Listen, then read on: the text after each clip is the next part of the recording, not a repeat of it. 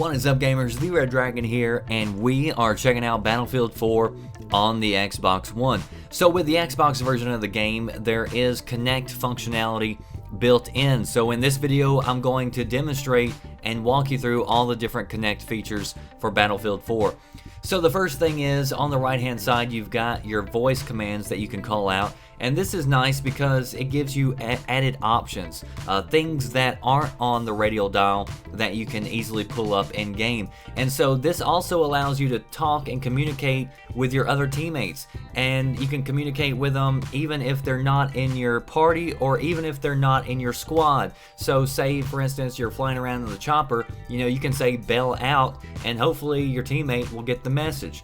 The other thing is that in order to give these voice commands, you don't have to be talking into your microphone. So if you're worried about other people hearing you, you can mute your headset that is plugged into your controller, and the Kinect will still hear these commands.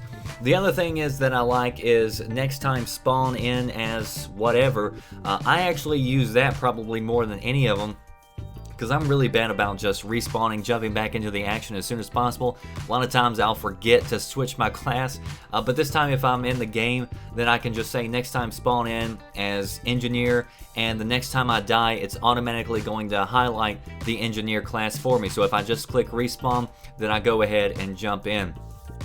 On the left hand side, this is where we can turn leaning on. So currently I have it set on when zoomed, and that means whenever I'm zoomed in and I lean back and forth, then my character will lean back and forth in game. There are other options. You can turn it completely off, or you can turn it on full, where even if you're just firing from the hip and you lean, then it will go ahead and lean in game.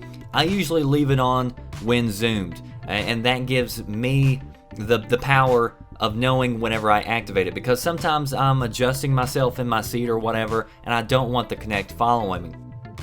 Same thing goes with head tracking. There's a few different options. I currently have it on hold button. Again, this gives me the power of telling Kinect whenever to watch my movements. You can leave it on, and that means every time you jump into a vehicle, it's automatically going to track your head. But we're just going to leave it with hold button for right now, and all the defaults are at 50%. But you can go in there and adjust these, and the best way to figure out what they need to be set at is go into your test range and go and actually put these to the test and try them out. So the first thing I'm going to show you is the leaning feature.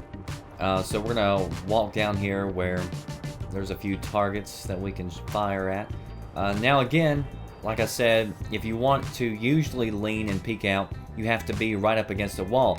But now that we have Kinect enabled, then we can zoom in and I can peek around corners if I want to. And if I let go of the zoom, it's going to automatically adjust right back up to where it originally is. So you can kind of see how fast it is.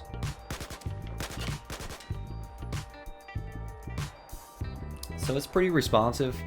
Now, you do have to kind of tilt your whole body if you want to get the full effect. You can tell that I'm just leaning my head, and it doesn't work nearly as well.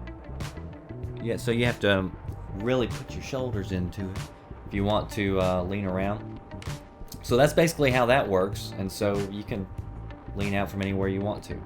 Now let's go look at the head tracking, see how that works. Now you can do head tracking in vehicles, but the best use of head tracking is definitely going to be in jets or helicopters. That way you can see what's going on around you. So I've got it set up where you have to press a button, which is currently up on the directional pad, and you can see that I can turn around.